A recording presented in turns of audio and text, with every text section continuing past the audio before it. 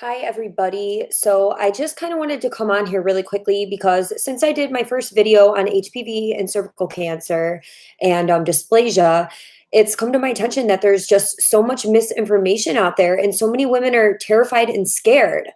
So what I wanted to do was just make a quick video. It's not going to be that long, and I want to talk about the initial process that you go through when you go in to get the Pap smear, and the things that you need to know, and the steps that you should take in being proactive to be able to heal yourself.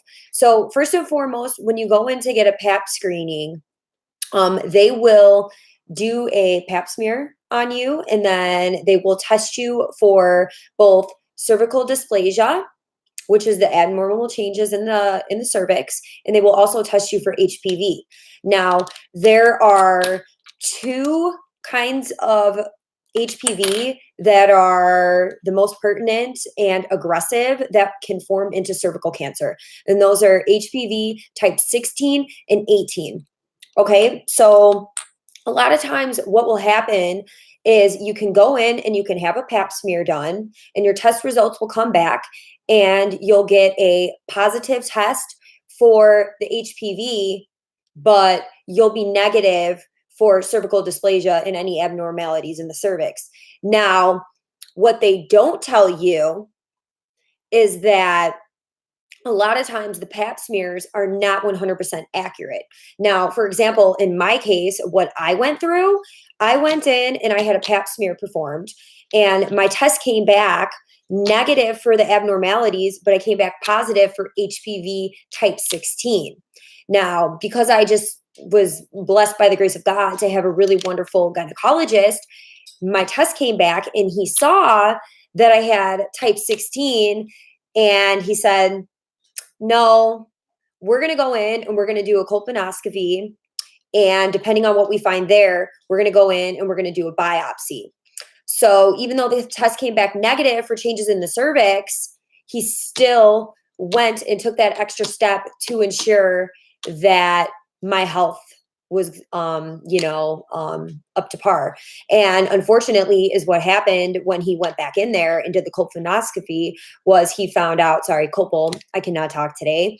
When he went in, and what do you know? I almost had cervical cancer. So again, it's very, very, very important that when you're going in and you're getting the pap smear done, and if you come back positive for HPV, a lot of the times your doctor is going to say to you, oh, well, you came back for positive for HPV, but you don't, but there's no changes to your cervix per the pap smear. So you're fine. Come back in a year. No, don't do that. I'll tell you why the doctors do that. They do that because of insurance purposes, because the standard protocol for the medical practices for pap smears has changed. Okay. And they do that because that is standard for them. Now, I got really lucky, like I said, and I had a doctor who took it upon himself to go in there and check to make sure that I was okay. And I wasn't okay. And had I not had a doctor like that, I honestly don't think that I would be here today, because he told me that a year from the date that I was diagnosed with that I would have had full-blown cervical cancer. Okay. So the next most important thing is when you get these test results back, and if that does happen to you, you need to make sure that you find out from your doctor what type of HPV you have. There are many, many, many different strains of HPV. Some of them cause genital warts. Some of them cause cervical cancer. Some of them are just there and they don't really do anything. So, it's really, really important that you don't just listen to your doctor and leave everything in their hands, and that you follow up and you be proactive with your health and your body, and you find out what is it that I have, and then you can move forward from there. Now, for example, you go in, you have a pap smear done, test comes back negative for abnormalities, but you come back positive for HPV. You don't know what kind of HPV you have. You follow up with the doctor, reach out to the doctor, and they tell you, oh, well, it's HPV type 16 or type 18. You know right then and there that you need to go either press for them to go in and do the colpal on you, or if they're not willing to do it, then you need to find a new gynecologist and have them perform that test on you to make sure that you're okay.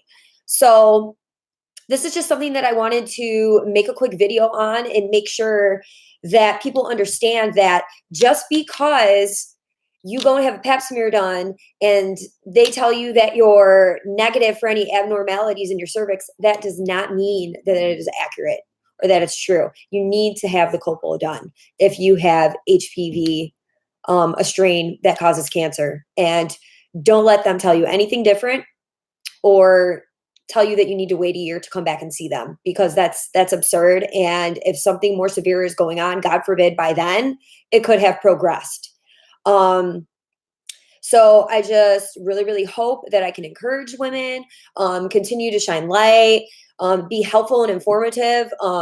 I'm so happy that I made the initial video, because women, you all are reaching out to me, and I want to help any person that I can. Any information that I have, I will give you. I reached out to my holistic doctor, and him and I are going to be doing some talking. That way I can get a list of the regimen that I was on, of all the vitamins and everything when I had HPV and cervical dysplasia, because again, it's been quite a while and I don't remember everything that I took, and I want to be very, very accurate. That way I can best help you women to the best of my ability. And I'm also going to be sending information to you guys so that you can find the supplements that I took directly through him, and you can purchase those or get those from him or do whatever needs to be done to heal yourselves. So I just want to encourage you, stay positive, stay informed. Do not let any doctor bully you around, tell you what to do with your body, tell you how to move forward with your body, or tell you just to sit there and do nothing. It's absurd. So I love you all, and God bless.